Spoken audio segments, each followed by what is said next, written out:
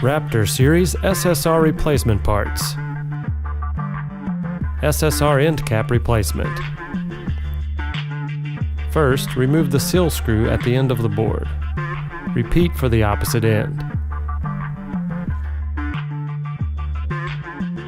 Next, use a 7/16 socket to remove the nuts from the end cap.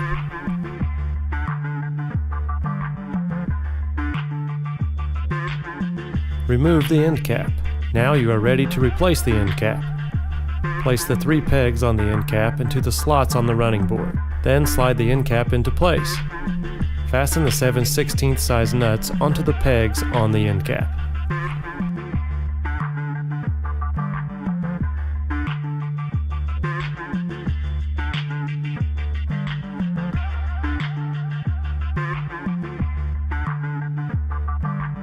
Replace the seal and the seal screw.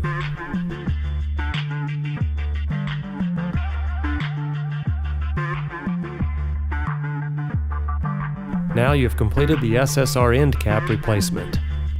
For more information, visit raptorseries.com.